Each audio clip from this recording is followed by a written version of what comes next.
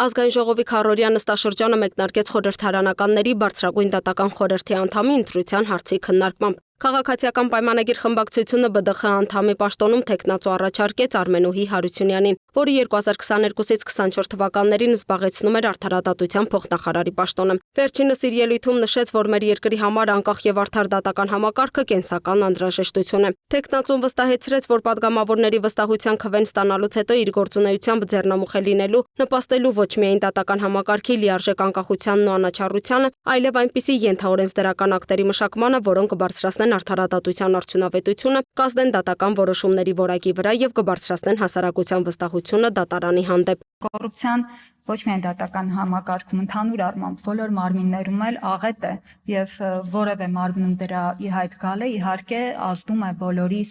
այսպես ասած, տպավորությունների, նաեւ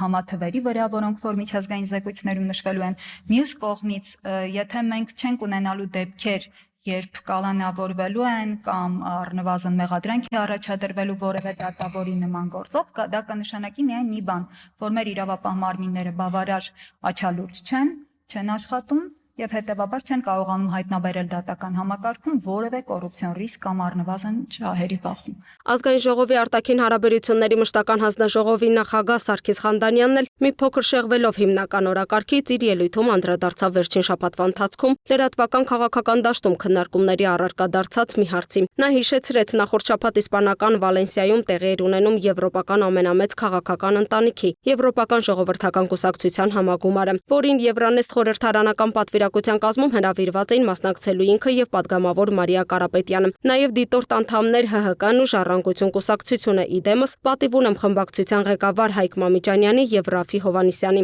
Խանդանյանի խոսքով փակ համագումարին Եվրոպական խորհրդարանի որոշ падգամավորների նախաձեռնությամբ համագումարի դատին էր ներկայացվել Հայաստանի վերաբերյալ բանաձև, որը խոսում էր Հայաստանում ժողովրդավարական առաջընթացի, մարդու իրավունքների, օրենքի գերակայության բնագավառում բարեփոխումների, ԵՄ-ի հետ մերձեցման, ՍԵՊԱ-ի կիրարկման առաջընթացի մասին, աջակցում էր Հայաստանի եւ ԵՄ-ի միջև տնտեսական հարաբերությունների հաստատմանը, վիզաների ազատականացման երկխոսության մեկնարկի, հարևանների հետ հարաբերությունների կարգավորմանը, կոչ էր անում արձակել գերիներին, նաեւ խաղաղության խաչմերուկ նախագծի մասին։ Միջազգային գործընկերների տեղեկացմամբ, սակայն այնտեղ գտնվող հայաստանյան ընդդիմադիր գործընկերները ցանկացել են, որ այդ բանաձևը դուրս բերվի համաժողովի օրակարգից։ Իսկապես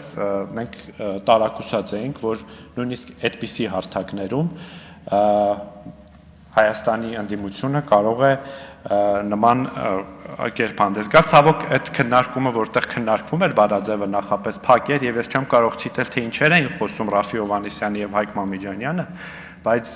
դա խայտառակություն էր եւ նրանք ուղղակիորեն պայքարում էին Հայաստանի Հանրապետության շահերի, Հայաստանի Հանրապետության դեմ։ Այնուամենայնիվ բանաձևը մտավ ԵԺԿ համագումարի օրակարգ եւ հետո նաեւ գրեթե միաձայն առանց դեմ քվեարկության 3 ձեռնպակ քվեարկությամբ ԵԺԿ-ն ընդունեց այդ բանաձևը։ Այնուհետև խորհրդարանը քննարկեց Հայաստան եւ պատիվ ունեմ խմբակցությունների ներկայացրած падգամավոր Անդրանիկ Քոչարյանի վարքագծի վերաբերյալ падգամավորական էթիկայի հարցերով հանձնաժողով ստեղծելու մասին ազգային ժողովի որոշման նախագիծը։ Հիմնական զեկուցող падգամավոր Թագուհի Թովմասյանի խոսքով նպատակն է, որ падգամավորի վարքը դառնա քննության առարկա ժամանակավոր հանձնաժողովի շրջանակում։ Հանձնաժողովի անդամների թիվը պետք է սահմանվի 5 գործունեության ժամկետը մինչև 2 ամիս։ Վահագն Ալեքսանյանը Թովմասյանին հիշեցրեց ընդդիմադիր падգամավոր Լևոն Քոչարյանի օգնականի դեպքը, որը լրագրողի էր հարվածել խորհրդարանի շենքում։ Հարցրեց, արդյոք նա դիմել է իր գործընկերներին այդ հարցով, արդյոք այդ օգնականը պետք է շարունակի աշխատել ազգային ժողովում։ Ինչին ի պատասխան Թովմասյանը նշեց, իր գնահատականը տվել է այդ օրերին։ Այս նիստը ֆեյք է, որովհետև ձեր խմբակցության падգամավորի օգնականը լրագրողա ծեծել այս շենքում։ Ու ինքը շարունակում է մնալ падգամավորի օգնական։ Ու դուք եկել եք ստեղ կանգնում եք, ասում եք, պարոն Քոչարյանի արածի նկատմամբ, եթե իրավապահները, ինչին պետք է իրավապահները արձագանքեն։ Եթե նույնիսկ ընդունենք, որ վիրավորել է, ընդունենք հանցական ինչ-որ բան, այդ բառը հանցավորություն չի։ Ամենավատագույն դեպքում կարա դիմի լրագրողը դատարան, վատագույն դեպքում դա վիրավորանք կարա ընկալվի։ Ինչին պետք է իրավապահները արձագանքեն։ Եկել եք այստեղ ներկայացնում եք նախագիծ, մեջբերումներ է անում զեկուցողը։ Նորմալ մեջբերում անում, ասում է դու լրագրող չես, ես լրագրողների հարցերին եմ պատասխանում, իրանք են լրագրող։ Նույն բառերը ասել են ձեր գործընկեր Գեգամ Մանուկյանը, ձեր գործընկեր Աղվան Վարդանյանը։ Մի տար չեք ասել։ Հարակից զեկուցող պետաիրավական հարցերի մշտական հանձնաժողովի անդամ Ալխազ Ղազարյանը հայտնեց, որ նման հանձնաժողովը գործունակ չի լինի։ Իրենք ժամանակավոր հանձնաժողովի ստեղծմանը դեմ են եւ կոչ են անում կենտրոնանալ մշտական օրենսդրորեն ամրագրված եւ ինստիտուցիոնալ հանձնաժողով ձևավորելու վրա։ Պատգամավոր Անդրանիկ Քոչարյանն էլ հորդորեց իրեն մեղադրելիս հստակ մեղադրեն, ինչ է ասել եւ ինչ են հասկացել։ Իմ ասացի մեկնաբանությունը, թե ես ինչ եմ ասել, ես կարող եմ կարդալ։ Անշուշտ, ես շատ լավ հասկանում եմ, որ որոշ ընդդիմադիր գործիչներն ու նրանց շահերը սպասարկող մի քանի լրագրողներ փորձում են խոսքիս իմաստն ենգափոխել, լարվածության նոր առիթ ստեղծելու իմ անունը շահարկելու նպատակով, սակայն համոզված եմ, որ տհաճ ափսոսանքի արժանի միջադեպը ես գրել եմ հաջորդ օրը։ Չէր դառնա հանրային քննարկման առարկա, եթե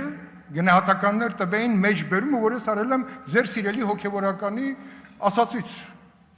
Ես որևէ վիրավորական բան չեմ ասել, ես ասել եմ խոսքի մաքրության մասին։ Էթիկայի հարցը դարձրել է քաղաքական պայքարի մանրադրամ, իսկ մենք Հայաստանում պաշտպանում եւ պաշտպանելու ենք ժողովրդավարությունը, խոսքի ազատությունը։ Լրագրողներն ունեն եւ ունենալու են իրենց մասնագիտական գործունեությունը ծավալելու առավելագույն ազատություն եւ դրա վկայությունը ոչ թե ձեր, այլ միջազգային համապատասխան կառույցների տարեկան զեկույցներն են, ընդգծեց քաղաքացիական պայմանագիր խմբակցության ղեկավար Հայկ Կոնջորյանը։ Որոշման նախագծի ընդունումը քվեարկության մերժելուց հետո քաղաքացիական պայմանագիր խմբակցությունը ԲԴԽ անդամի թեկնածու առաջադրեց նաև Անահիտ Աբրահամյանին եւ Աշոտ Հայրապետյանին։ Լուսինե Գրիգորյան, Տիգրան Ղազարյան, Free News, Ազատ լուրեր։